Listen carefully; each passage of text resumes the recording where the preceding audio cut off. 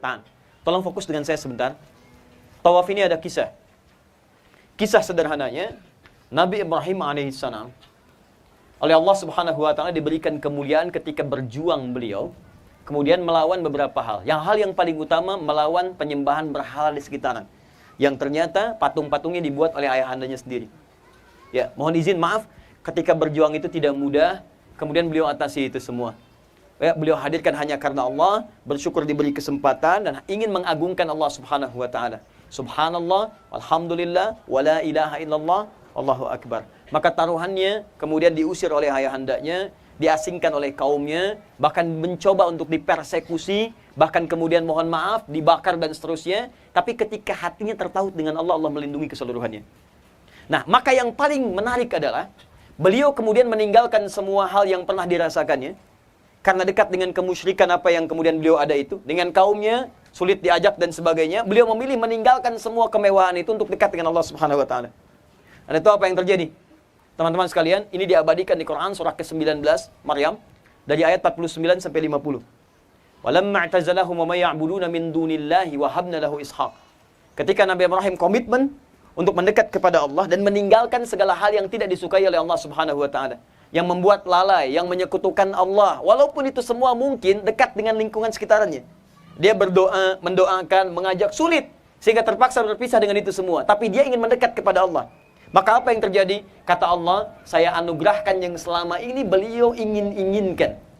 Istrinya yang divonis tidak mungkin punya keturunan, saat itu mengandung, bahkan langsung Allah berikan kabar gembira akan langsung lahir dari rahimnya, namanya Ishak. Ya, waladuna alim, gulamuna alim, seorang anak yang sangat cerdas. Tahan sebentar. Kisah ini, kenapa penting saya sampaikan di awal? Karena ketika Anda mulai menunaikan tawaf, Anda akan membaca komitmen yang pernah disampaikan oleh Nabi Ibrahim kepada Allah Subhanahu wa taala. Subhanallah, walhamdulillah, wala ilaha illallah, wallah. Nah, saat baca inilah sementara kita kadang-kadang mohon izin, mohon maaf tidak menghadirkan suasana ini, sehingga ketika Allah bersiap memberikan apa yang Anda butuhkan, Anda tidak memintanya. Itu poinnya. Nah, karena itu, sebelum kita mulai, dan sebelum kita bacakan, saya ingin tanya sebentar. Kita mulai dari apa? Posisi mana? Hajar Aswad warnanya apa? Hajar itu apa? Baik, Aswad itu apa? Jadi Hajar Aswad apa?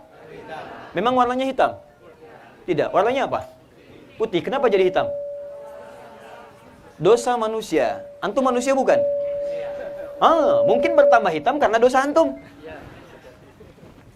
Awas, hati-hati. Saya tidak bercanda di sini. Saya ingin sampaikan bahwa ini ada hikmah yang sangat besar di sini. Mungkin yang menambah hitam, semakin hitam, kita nyumbang saham dosa di situ. Makanya ketika Anda datang menghadap ke situ, kenapa dimulai dari Hajar Aswad? Supaya antum sadar bahwa dosa apa datang ke situ. Makanya di awal kan Anda katakan, Allahumma aftah li abwaaba rahmatik. Makna rahmat pertama, ampunan dosa. Makanya orang mau tawaf tuh kalau benar tawafnya, begitu melihat ke sini, dia mesti sadar, antum punya dosa apa. Sehingga nyumbang saham jadi hitam begini. Itu cuma majas, teman-teman.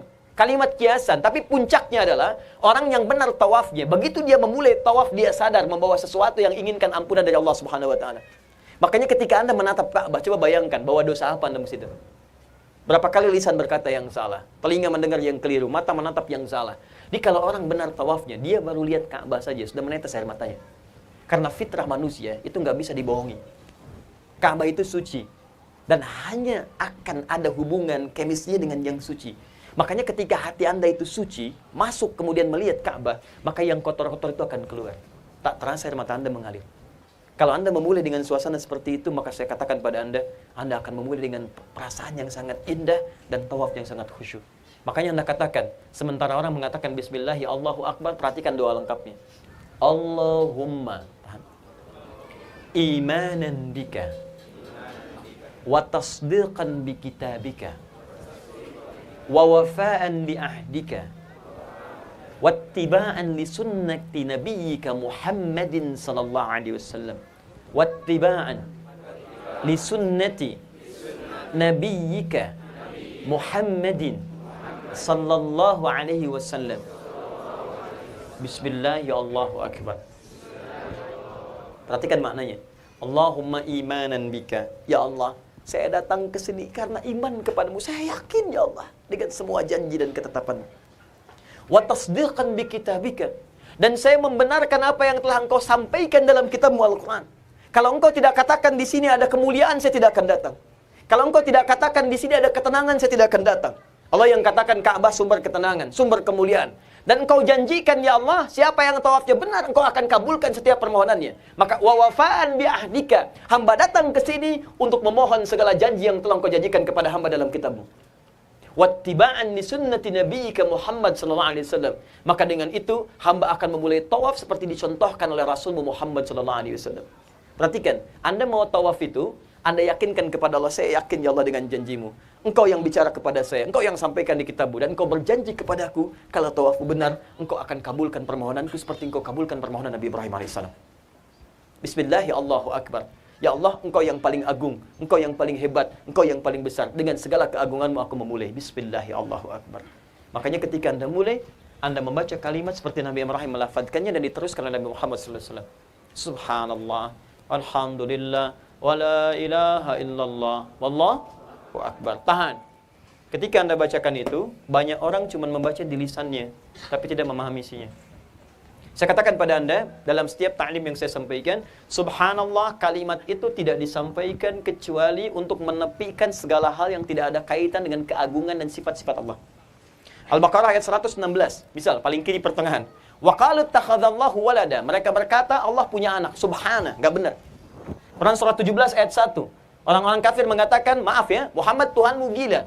Bisa mengantarkan hambanya dari Masjidil Haram ke Masjidil Aqsa ke Palestina cuma semalam. Ya, turun ayat subhanalladzi asra bi 'abdi. Enggak benar tuduhan kamu. Di sifat kata subhanallah, subhan hanya disampaikan dalam Al-Qur'an, dalam hadis, dalam bahasa Arab untuk menepis segala anggapan yang tidak benar tentang Allah. Awas, hati-hati. Kalau ada segala hal yang tidak sesuai dengan keagungan dan sifat Allah Subhanahu wa taala, maka Anda katakan subhanallah. Subhanallah. Paham ya? Sekarang maaf ya, maaf. Berapa kali Anda sudah subhanallah dalam keseharian kita? Maaf. Sebentar. Kalau ada azan, panggilan dari siapa? Allah. Bola, panggilan dari siapa? Katanya subhanallah, tapi kok bisa bola mengalahkan azan? Bisa konser musik mengalahkan sholat? Bisa pekerjaan kemudian mengalahkan ketentuan Allah? Bisa sinetron mengalahkan ketentuan Allah? Bisa status mengalahkan dengan Al-Quran? Bisa Al-Quran mengalahkan Al-Quran? Itu bukan subhanallah namanya. Maka kalau Anda benar mengatakan subhanallah, coba cek hidup Anda dulu. Jangan-jangan rahmat Allah tidak turun kepada Anda karena lisan Anda mengucapkan subhanallah, tapi perilaku Anda jauh dari Allah Subhanahu wa taala. Maka ketika Anda mengatakan subhanallah, ingat-ingat apa yang tidak subhanallah dalam hidup. Alhamdulillah, segala puji bagi Allah. Hamdun itu kalimat syukur. Syukur itu menggunakan nikmat sesuai ketentuan Allah. Maaf, kalau cuma mengucap alhamdulillah itu di lisan. Jadi syukur itu gunakan nikmat sesuai ketentuan Allah. Maaf, mata itu nikmat bukan? Nikmat. Bagaimana menggunakan nikmat? Pandang hal yang boleh kata Allah untuk dipandang. Kalau nggak boleh, nggak usah dipandang. Katanya alhamdulillah, tapi matanya dipakai pada hal yang tidak Allah sukai. Gambar yang tidak menyenangkan. Ya, hal-hal yang tidak boleh dipandang. Nonton tayangan yang tidak benar dan sebagainya. Proyek-proyek yang nggak benar. Itu kan bukan subhanallah, bukan alhamdulillah namanya. Antum pakaian dari sekian yang dipakai, dikoleksi di kamar. Berapa yang digunakan untuk menutup aurat? Berapa yang pernah digunakan untuk sholat? Pulang dari sini, cek pakaian antum. Jangan-jangan ada satu bagian helai pakaian yang belum pernah dipakai untuk ibadah. Itu apa dikumpulin? Tuh lihat kendaraan tuh, motor, mobil, sepeda. Ayo antum gunakan ke kantor. Kadang-kadang untuk ngajak orang, neraktir orang. Berapa yang digunakan untuk ibadah? Itu akan dihisab. Barangkali Allah kirimkan kendaraan buat antum karena orang lain pakai kaki saja udah ke masjid. Antum kasih motor belum ke masjid. Kasih sepeda belum ke masjid. Kasih mobil belum mau juga. Mau dikirim apa lagi? Makanya ketika Anda harus malu. Kalau Anda meminta banyak kepada Allah, ya Allah kabulkan. Tapi apa yang Allah beri belum Anda gunakan untuk apa yang Allah sukai.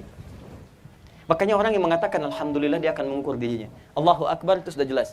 Allah yang maha agung, maha besar. Coba berapa kali Anda merasa besar dalam kehidupan, sombong kepada teman-teman, paling hebat kepada pasangan hidup, ya, paling agung dalam keseharian, bahkan dalam ta'lim dan sebagainya. Maka ketika Anda katakan 3 kalimat tadi, menunduklah diri Anda.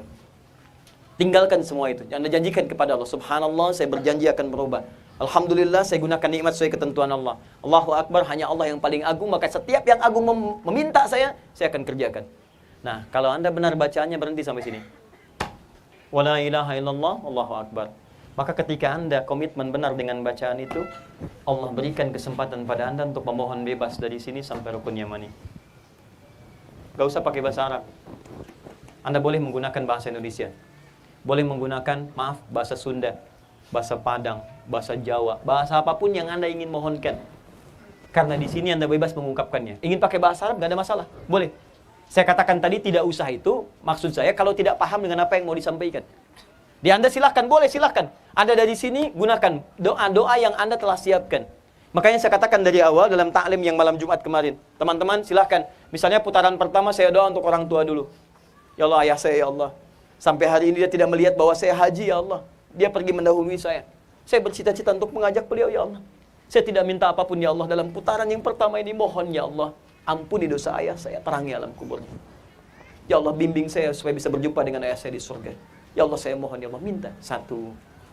Kedua nanti untuk ibu. Saya tidak tahu apakah ini bisa sama dengan Anda, tapi kalau ini bermanfaat silahkan Anda bisa tiru.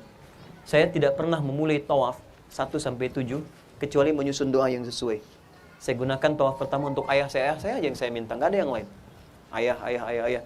Kita merasa, nah teman-teman saya dididik dari kecil, mungkin Anda mengalami itu. Dari kecil disayang macam-macam, begitu kita punya sesuatu untuk berbagi orang yang nggak ada. Ibu saya gandeng, tapi tangan satu sudah tidak bisa menggandengnya. Makanya saya wasiatkan pada antum, kalau orang tua masih ada, maksimalkan baktinya. 2 untuk ibu, minta misalnya. 3 untuk pasangan, suami untuk istri, istri untuk suami. 4 tuh anak-anak, keluarga. 5 antum lihat tetangga, kerabat, saudara. 6 kawan-kawan di kantor. 7 misalnya umat Islam pada umumnya dimanapun berada. Atau yang belum Islam, doakan supaya dapat hidayah. Ya Allah, berikan tetangga saya hidayah ya Allah. Dia hidup bertetangga dengan saya. Kadang-kadang kami tegur sapa. Kami takut berpisah di surga ya Allah. Mohon ya Allah. Berikan dia hidayah. Ya Allah mohon. Sepulang dari sini. Ya Allah sebelum kau wafatkan saya. Ringankan lisannya untuk mengucapkan kalimat syahadat. Gitu. Paham ya? Nah, dari sini. Kemudian berputar. Yang pertama kali. Maaf. Putaran 1-3. Usahakan agak cepat ya. Yang laki-laki boleh berlari kecil. Ya. Yang perempuan jalan cepat. Jalan cepat. 1-3. Nah, sekarang lihat baik-baik. Tahan sebentar. Ketika Anda memulai tawaf, umumnya di sekitar Hajar Aswad sampai sini itu akan penuh. Penuh. Tapi ini alamiah ya. Ketika Anda sampai ke Hijr Ismail, itu akan mengerucut ke arah sini.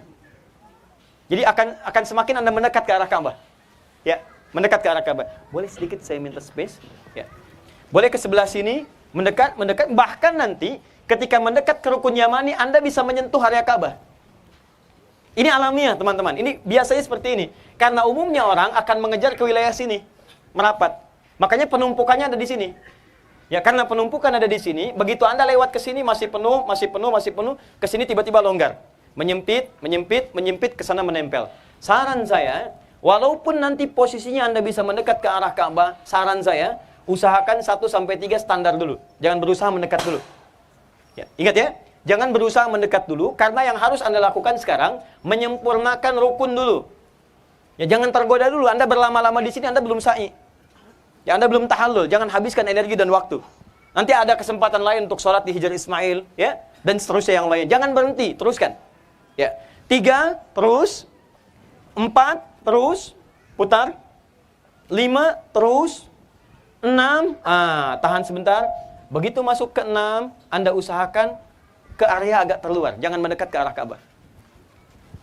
Saya ulang ya, Ini pertama, saya mulai dari sini.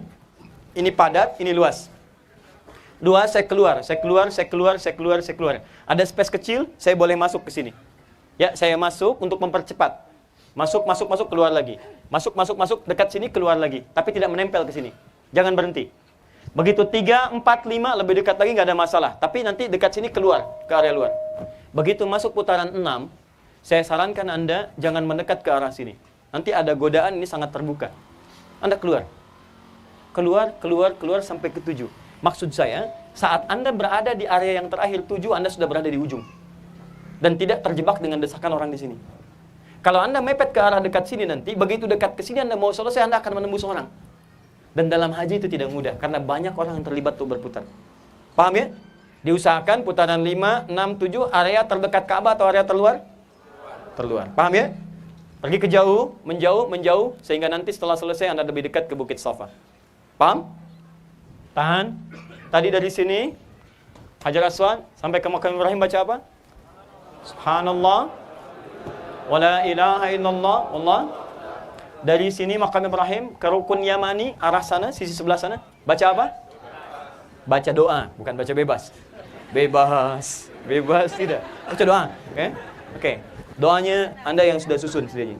Nah, sekarang perhatikan.